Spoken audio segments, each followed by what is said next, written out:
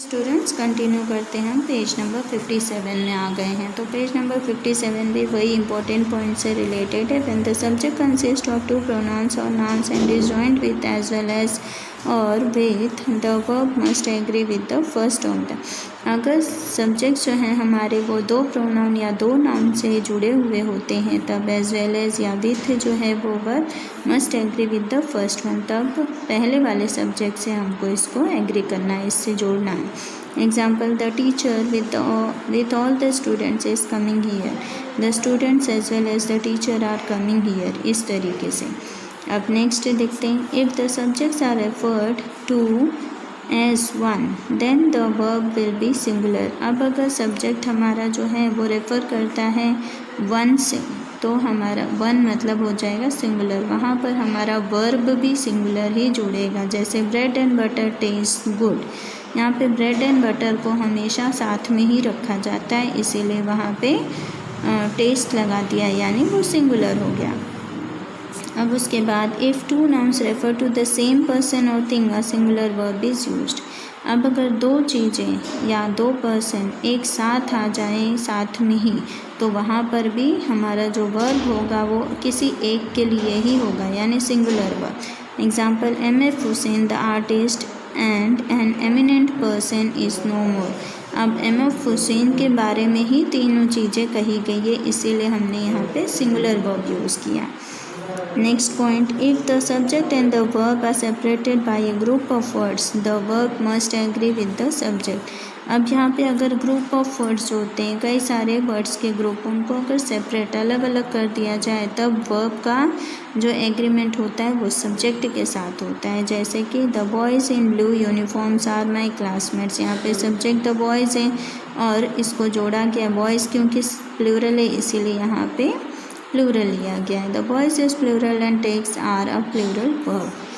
अब next important, when the name of a country या book or a film is denoted in a plural noun it takes a singular verb. अगर कोई भी country हो या कोई भी कंट्री या फिल्म या बुक के बारे में बात होती है तभी भी हम हमेशा सिंगुलर वर्ब ही रखते हैं सेंटेंस में। जैसे the United States of America has declared a war on terrorism. दूसरा है Lord of Rings was written by J.R. Tolkien, इस तरीके से। तो यहाँ पे कंट्री का नाम, यहाँ पर है बुक का नाम। Next important point, people, police and cattle are always in the plural and take a plural verb. अब जैसे लोगों की गिनती हो, पुलिस की बात हो या कैटल की बात हो, हमेशा प्लूरल में ही हम वर्ब लेंगे उसमें। एग्जाम्पल देखिए, the police are controlling the crowd. अब एक पुलिस पूरे क्राउड को कंट्रोल नहीं करेगा तो कॉमन सेंस, इसलिए आर, तो कितने भी पुलिस आ जाएंगे, आर लगा दिया है तो।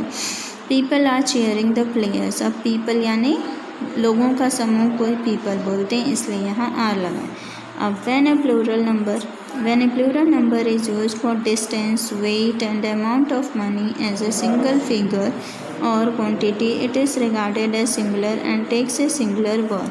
अब अगर डिस्टेंस यानी जगह की दूरियाँ या वजन या फिर पैसों का अमाउंट, इनसे रिलेटेड अपना सेंटेंस हो या उसके ऊपर आधारित अपना सेंटेंस हो तो भी हम वहाँ पे वर्ब जो प्लेस करते हैं वो सिंगुलर वर्ब ही लगाएंगे।